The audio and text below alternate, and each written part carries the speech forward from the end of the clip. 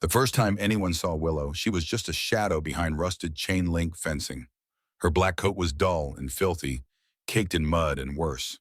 Her ribs pushed through her skin like broken piano keys, and on her right foreleg, a ring of raw scar tissue circled her limb, a ghost of the heavy chain that had bound her there for years.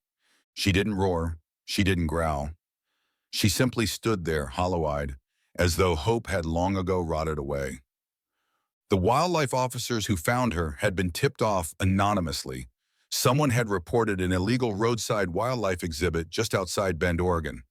They hadn't expected to find a fully grown North American black bear, barely alive, tethered like a lawn ornament in a rundown tourist trap. The operation had been running for years, charging tourists $20 for a chance to take a photo with a tame bear. But there was nothing tame about Willow. She had simply been broken. They learned later that she'd been taken as a cub. Poachers had shot her mother, and Willow had been snatched before she was even old enough to forage on her own. For 4 long years, her world shrank to a 10 by 10 concrete pad. She ate processed kibble and rotten fruit. Her fur grew matted with waste, and when she didn't cooperate for photos, a cattle prod taught her to comply. Water hoses were punishment. Noise was constant. Freedom was a word no one around her believed she deserved. When the raid finally happened, Willow didn't resist. She didn't even lift her head. One of the rescue officers, Otter Lane Summers, crouched beside her as she lay trembling in her own filth. "She's severely malnourished, and," she said quietly to the team. "We'll get her stable. Physically, she can heal. But mentally, that's going to be the real challenge." The team sedated Willow and loaded her into a reinforced transport crate. The journey to the Evergreen Wildlife Sanctuary took over 4 hours, winding up through the misty forest just outside Portland. Otter sat beside her the entire way. Willow didn't stir once. Evergreen sat on 40 acres of protected land, nestled in a pocket of old-growth trees and whispering streams. It had been founded 15 years earlier by Dr. Howard Reed, a former big-city veterinarian who'd walked away from a lucrative practice in Seattle after inheriting family land and deciding he'd rather heal wild animals than breed lapdogs. The facility was world-class, equipped to rehabilitate raptors, deer, foxes, even wolves. But as Howard watched the transfer team unload Willow's crate, he knew this wasn't going to be like any case they'd handled before. "She won't eat unless everyone's gone," Howard told his staff a week later during their morning meeting. "And even then, she only picks at the food." "She charged the fence yesterday," added Melissa Chen, the sanctuary's head keeper. "Not aggressively, it felt like panic. I was just trying to clean the trough, and she lost it." "Water torture," muttered Jim Reeves, their most experienced handler. "I've seen that kind of fear before. High-pressure hoses. They use it to control them." Howard rubbed a hand through his graying hair. "We can't sedate her every time we need to interact. It'll just add more trauma." He paused. "What about Walter?" There was silence for a moment. Walter Miller had been volunteering at Evergreen for nearly 3 years. No one knew much about his past. He didn't talk much. But what everyone did know was that animals seemed to listen to him in a way they didn't with anyone else. Last year, he'd managed to hand-feed a mountain lion cub that had attacked 2 handlers and refused contact with anyone for weeks. Melissa looked up. "It's worth a try." Howard nodded. "I'll call him this afternoon." Walter lived in a weathered log cabin tucked into a forest clearing about 20 minutes from the sanctuary. Built in the 1940s, the place hadn't changed much. The porch was sagging, the shingles curled, but the yard was neat. Bird feeders hung from low branches, and a narrow stone path led from the porch to a small lavender patch planted just off the west side. It had been his wife Sarah's idea. Lavender reminded her of her childhood in the south of France. Even after her death, Walter kept it growing. He was sitting on the porch when Howard called, a coffee cup in one hand, watching a flock of chickadees argue over seeds. The call was brief. "She's in rough shape," Howard said. "Won't eat, won't interact. Not aggressive, just shut down. Honestly, I'm not sure anyone can reach her. But if someone can, I think it's you." Walter sat quietly for a moment, staring into the trees. Since Sarah's death 4 years ago, he had retreated into solitude. The grief had nearly killed him. Not loudly, but slowly. Meals stopped, days blurred. The cabin grew quiet and stale. It was only when his daughter, Rebecca, drove up from California and found him barely recognizable that something shifted. "Find something to care about again, Dad," she'd said, hugging him tightly before she left. "Mom wouldn't want you to disappear." 2 months later, Walter walked into Evergreen with a simple offer. "You need help?" And now, maybe they needed him again. "I'll come in the morning," he told Howard. "I won't promise anything, but I'll try." He arrived just after sunrise. The air was crisp, the first signs of autumn painting the tops of the trees. Walter parked his ancient Ford truck behind the staff building, removed his old guitar case from the back seat, and walked slowly toward the predator enclosures. Willow's pen was spacious, a half-acre compound with logs and climbing boulders, a small shelter on one end, and an electric fence-topped chain-link perimeter. But it might as well have been a prison. She huddled in the farthest corner, half concealed behind a fallen log, unmoving except for the occasional twitch of her ears. "She's been like that since day one," Howard said quietly. "Barely moves. The cameras show she walks at night sometimes, but never during the day. No human contact. None." Walter nodded but said nothing. He looked at the bear, not with pity, not with judgment, just presence. "I want to be alone with her," he said. Howard blinked. "Walter, she's unpredictable. We don't know if she'll respond at all." "She won't," Walter said calmly. "Not yet. But if I'm going to have any chance, she needs to see me without feeling surrounded." After a pause, Howard agreed. "We'll check in every hour, but be careful. She may look broken, but she's still wild." Walter entered the secure visitor zone and set up a small folding stool about 10 feet from the fence.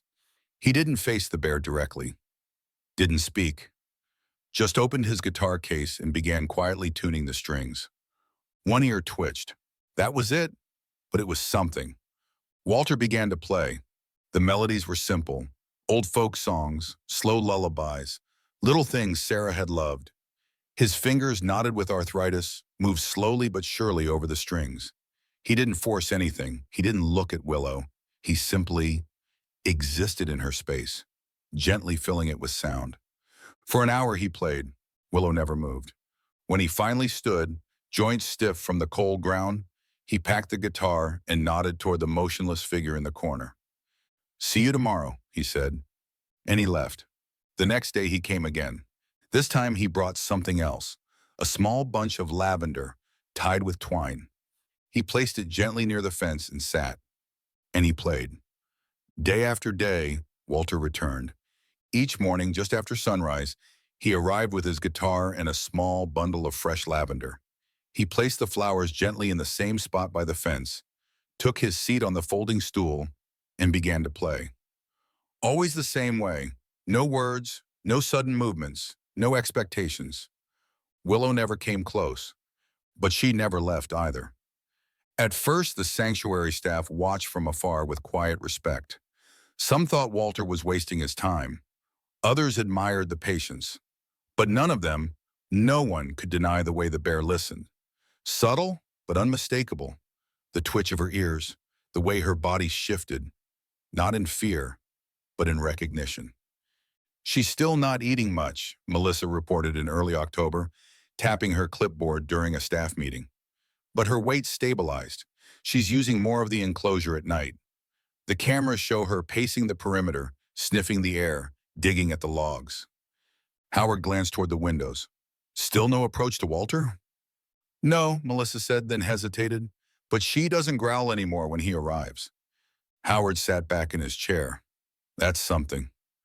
When asked, Walter offered little insight. "She'll let me know when she's ready," he said simply. But he noticed everything. He saw how she no longer flinched when he played louder chords. He saw how her eyes now tracked him, even when she didn't move. And each morning when he placed the lavender near the fence, he knew it was being taken, vanishing during the night. That small detail meant everything. The lavender had been Sarah's, a simple patch planted years ago just beyond the cabin porch. She had said the scent reminded her of her childhood in Provence.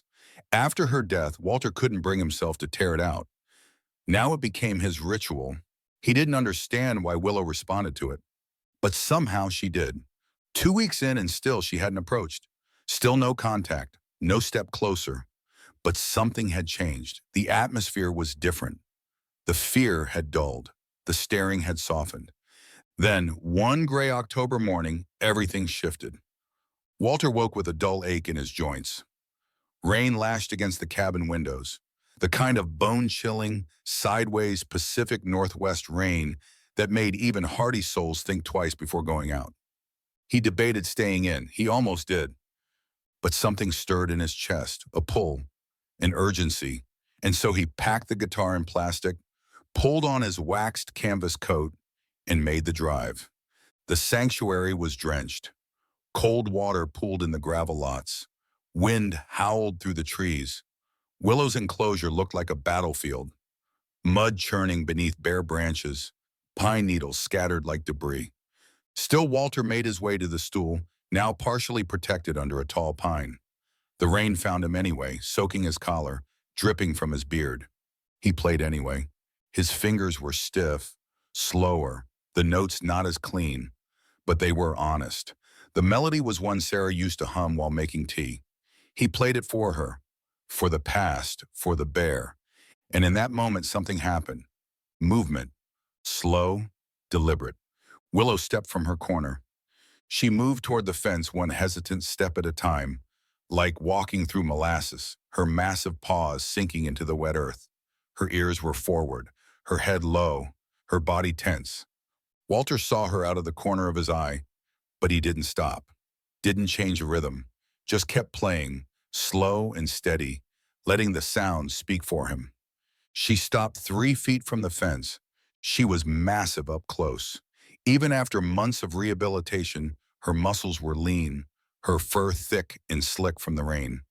Water ran down her face in rivulets, and her eyes, those same eyes that once looked hollow, now looked curious.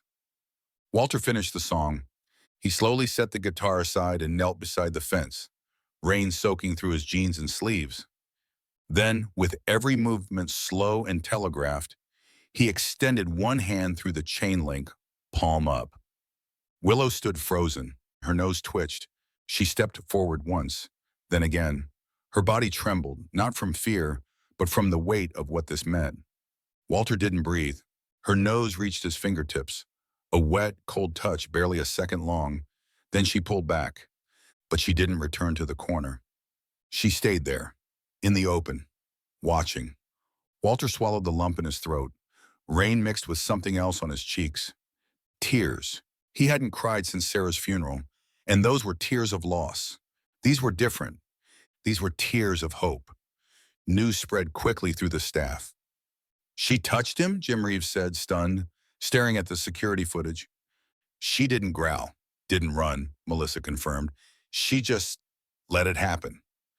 Howard stood silent, his arms crossed, watching the screen replay the moment. "He's done it," he said quietly. "He's cracked the door open." From that day on, things changed. Willow began to greet Walter when he arrived. Never close, but never hiding. She sat by the fence while he played. She would huff gently when he spoke, her version of a hello, and she accepted treats from his hand, berries, apples, pieces of fish. The growling stopped. The pacing slowed. And for the first time, she looked peaceful.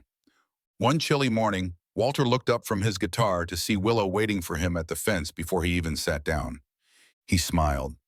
"You're early, girl." She huffed in response as if to say, "So are you." By late October, Walter made a quiet suggestion during a staff meeting. "She needs more space." Howard raised an eyebrow.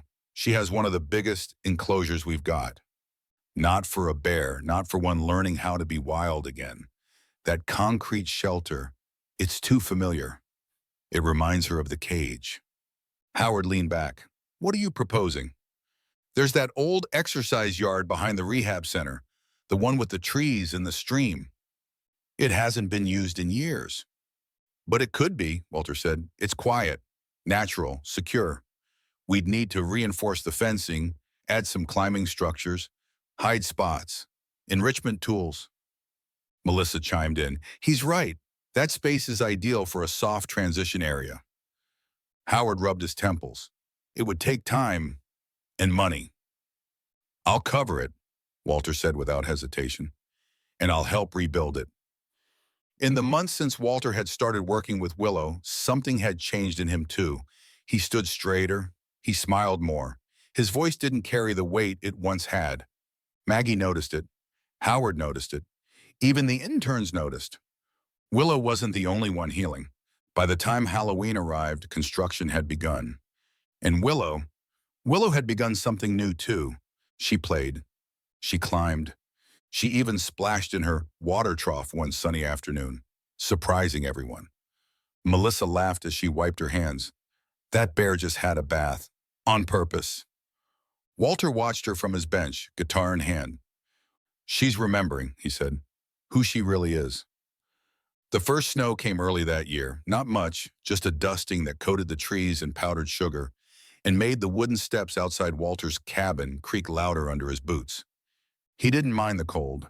He bundled up, tucked the guitar under his arm, grabbed a fresh handful of lavender from the garden patch, now down to just a few stubborn sprigs clinging to life, and drove to the sanctuary as always.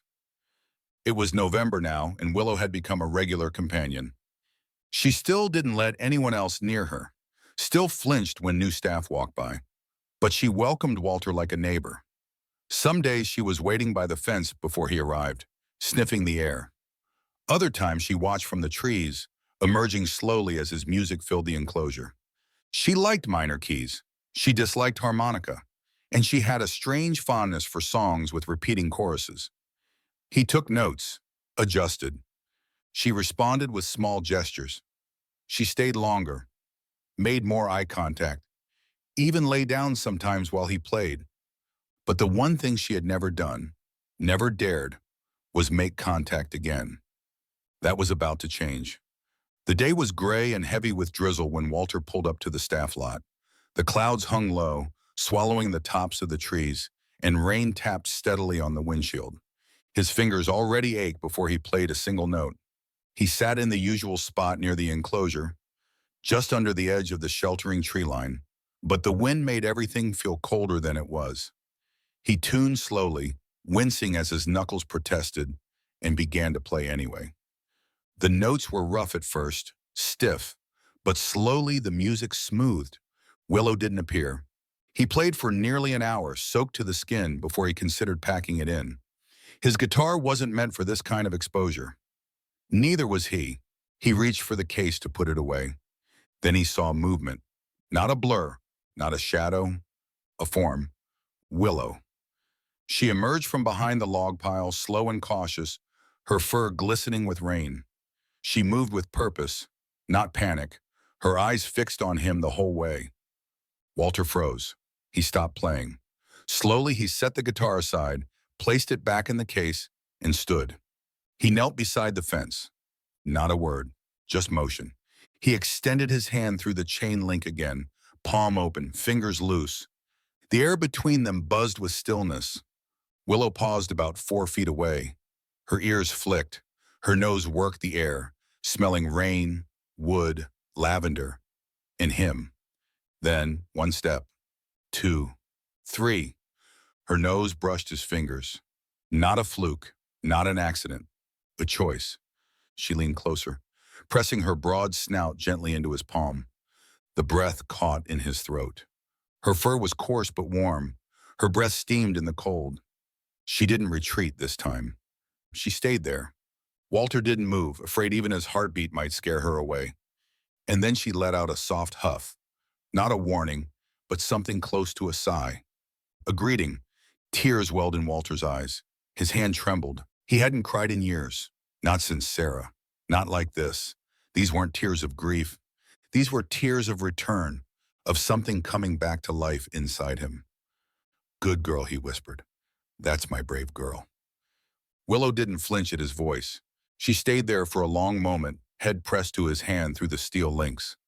Then she turned, slowly walked back into the enclosure, and settled beneath a pine tree. From that moment on, everything changed. She greeted him now not with stares, but with motion. She would approach the fence when he arrived, wait for the music, and sometimes sit for the entire hour he played. She took treats directly from his palm, no longer snatching them. She no longer paced at night. The cameras showed her resting more, grooming, even playfully rolling in a patch of leaf litter near the shelter. And every so often, she would press her nose to the fence again, looking at Walter like she was asking a question even she didn't understand. By mid-November, the old exercise yard behind the rehabilitation center had been transformed. They called it the Forest Recovery Corner. Walter had worked side by side with sanctuary staff and volunteers. The space was rich with trees, shaded by rock outcrops, and laced with a gentle man-made stream Walter's son Michael helped design remotely from Boston. They even hung scent ropes, puzzles, and foraging stations throughout the half-acre yard. No more concrete, no more steel floors, only earth, sky, and space. "Are you ready?" Howard asked as they prepared for the transfer. "She is," Walter said. "Now she just needs to decide." On the morning of the move, Walter arrived early. He wore his red bandana. Always red, it was the color he'd worn every day for the past month. Willow had come to associate it with safety. He laid a lavender sprig at the base of the transfer crate and opened the doors wide so she could walk through at her own pace. Then he took his place at the far end of the transfer path, sat on a rock, and played her favorite melody. Soft, slow, steady. For 15 minutes, nothing happened. Then Willow stepped out. She didn't run. She didn't hesitate. She walked, one slow, cautious step after another, right into the crate. Melissa, watching from the monitoring station, hit the remote. The back gate of the crate closed quietly. No panic, just calm. And just like that, Willow was ready for her next step. They wheeled the crate into the forest recovery corner and opened it. Willow stayed inside for a few moments, her nose twitching, reading the world. Then slowly she stepped out. She looked around, took in the trees, the smells, the openness, and then she looked at Walter. From his bench on the far side of the yard, he played. She approached him, not to the fence this time, but into the open space. She stopped 5 feet away, sat down, and listened. Winter crept in slowly over the hills surrounding Evergreen Sanctuary. One frost-covered morning rolled into the next until the trees stood bare, their skeletal limbs creaking in the wind, and the stream in Willow's new enclosure sparkled with a thin crust of ice. She was thriving. Since her move to the forest recovery corner, Willow had gained weight. Her coat had filled out, sleek and glossy, her steps stronger, more confident. She now explored the enclosure like it belonged to her, turning over logs, testing the stream for fish, sniffing along every inch of the fence. She had even climbed one of the smaller trees, just to the midpoint, but it had made Melissa cry anyway. "She's remembering," Walter had whispered, smiling as he wrote the date in his notebook. "She's not just surviving anymore. She's becoming herself." And Walter, well, he was different too. He walked lighter. He smiled more. He had stopped wearing his wedding ring, not because he'd stopped loving Sarah, but because something inside him had finally accepted that it was okay to keep moving forward. Sarah's lavender still grew beside the porch. Her photo still sat on the mantel. But now there were new photographs on the wall too, of Willow, of the team, even one of him playing guitar beside the fence. The sanctuary had become a kind of second home. He showed up every day, rain or shine, coffee in a thermos, notebook under one arm, guitar case under the other. He wasn't just Willow's companion anymore. He was part of the team. And everyone knew it. In late December, during a stretch of unusually bitter cold, trouble struck. The overnight guard noticed something wrong on the cameras. Willow was pacing, breathing heavily, and not going into her shelter. When he checked in person, he found the enclosure's heating system had failed. Her shelter, while protected from wind, was now below freezing inside. She wasn't prepared for that. Not after 4 years on concrete. Not after captivity had stripped her of the instinct to den. Howard was called. So was Walter. By the time Walter arrived, it was well after midnight. Snow had started falling, light and silent. He entered the enclosure without hesitation, bundled in his heaviest coat, a portable propane heater in one hand, his guitar strapped to his back. Willow stood at the edge of the shelter, wide-eyed and shivering, her breath clouding the air. "Easy, girl," he said softly. "I'm here now." She didn't growl, didn't back away. He set up the heater just outside the shelter's opening, angled so the warmth would drift in without startling her. Then slowly, Walter unstrapped the guitar, sank down on the cold earth, and began to play. Not the usual upbeat melodies. Tonight it was something low, rhythmic, almost like a lullaby. Willow listened. Gradually she stepped into the shelter, then lay down. When she pressed her body against the wall, close enough to feel the heater's warmth, Walter let out a breath he hadn't realized he was holding. He kept playing, fingers numb and stiff. Eventually Willow shifted again, closer this time, and lay with her back against his leg, her head resting beside him. Walter looked down at her and smiled through tears. They sat like that for hours, man and bear, in the frozen dark, tethered not by chains or fences, but by trust. By January, Willow was almost unrecognizable from the creature that had first arrived at the sanctuary. She dug for roots, she swatted trout from the stream, she rolled in snow. Walter no longer had to bring her treats. Now he brought challenges, puzzles filled with berries, scent trails to follow, logs with hidden food caches. She was learning to work for her meals, to rely on instinct. She ignored most other humans, which Walter knew was good. It meant she still understood the boundary between species, between safety and risk. But she never ignored him. Even when he stayed outside the fence now, she would come to him. Listen, watch. She didn't need the guitar anymore, not really, but he played anyway. Sometimes she even vocalized softly, low huffs, groans, the sounds of a bear who was content. Howard noticed it too. She's more alert, better muscle tone, clear eyes, he said during a staff meeting. It's not just progress, it's transformation. She's ready, Walter said quietly. Howard looked at him. You think so? Walter nodded. Maybe not for the wild tomorrow, but soon. The idea of releasing Willow had always felt like a far-off dream.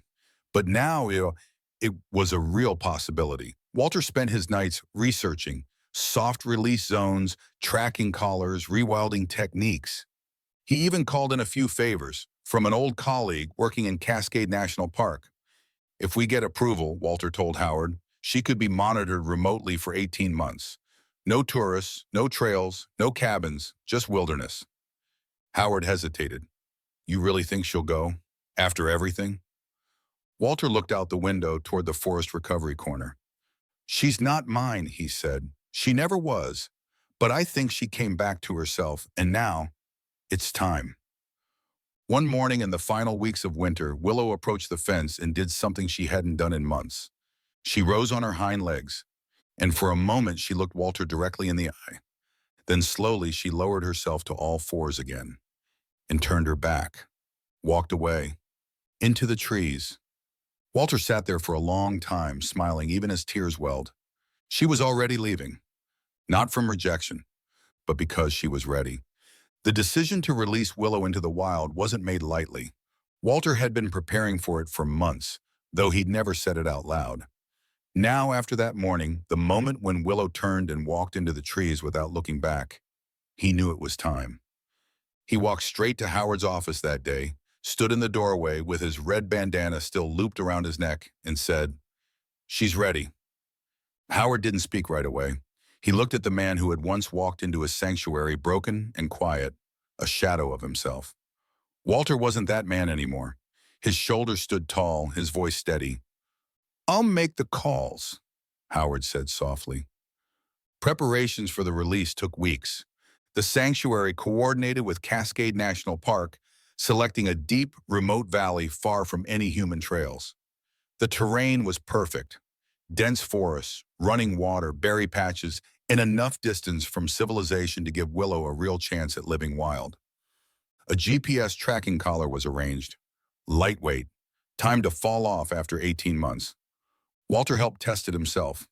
He also cut his visits to Willow down gradually, spacing them out, letting her grow used to longer stretches without him. He hid food deeper into the enclosure, played his guitar less, let silence settle between them. It was hard. Every time she came to the fence and looked at him with those curious, soulful eyes, he had to remind himself, this isn't about you. This is about her. On the morning of her release, Walter woke before dawn. He drank his coffee in silence, seated on the porch of the cabin, the air crisp, frost clinging to the lavender patch outside. He wore his red bandana, the one Willow always saw, and packed his guitar for the last time. At the sanctuary, a team of biologists and park rangers waited. Melissa placed the GPS collar around Willow's thick neck gently, speaking to her softly the whole time. Walter knelt beside the open crate and looked her in the eye. "This is your time now," he whispered. "This is the life you were supposed to have." Willow watched him calmly. Then, without resistance, she stepped into the crate. The truck ride to the release site took hours, winding through mountain passes and dense forest. Walter rode in the cab with the driver, the guitar case resting on his knees, unopened. He didn't play this time. He just watched the road and listened to the sound of tires on gravel, wondering if she was afraid, if she knew what was coming. He hoped so. They arrived at the edge of a wild, unspoiled meadow. Pines stretched to the horizon. A cold river glinted in the distance. It was everything Walter had hoped for. The team positioned the crate facing the trees. The release protocol was simple. Open the gate, step back, and give her space. Walter knelt beside the bars one last time. He didn't say much. He just pressed his fingers through the grate and said quietly, "Thank you." The gate opened. Nothing happened. For a long, still moment, the world held its breath. Then Willow stepped out, slowly, gracefully. She sniffed the air, turned her head slightly, and saw Walter. Their eyes met, and in that moment, Walter saw something he never expected. Not confusion, not fear, but understanding. She walked toward him, one heavy step after another, until she stood just a few feet away. Then, with infinite gentleness, she pressed her nose to his cheek. The team behind him gasped softly. Walter's heart nearly stopped. "Go on, girl," he whispered, his voice cracking. "Go be free." Willow turned, and without looking back again, she walked into the trees. They stood there for a long time after she was gone. The forest had swallowed her completely. The only sounds were the river and the breeze through pine needles.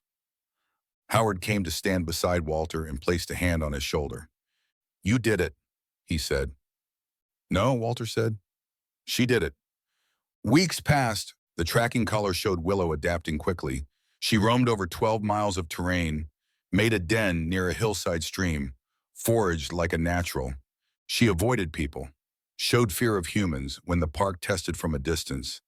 Everything they had hoped for, everything Walter had worked for. He still came to the sanctuary, still played sometimes for the other animals. But his days were quieter now, simpler, peaceful. One day a ranger sent a photo from a remote camera. Willow resting near a stream, her fur thick and shining. In the corner of the frame, almost blurred by motion, was a tiny shape. A cub. Walter stared at the image for a long time, and then he smiled. A real, quiet, peaceful smile. Because this was what it had all been for. Not just to save a bear, but to give her a future. To give himself one, too.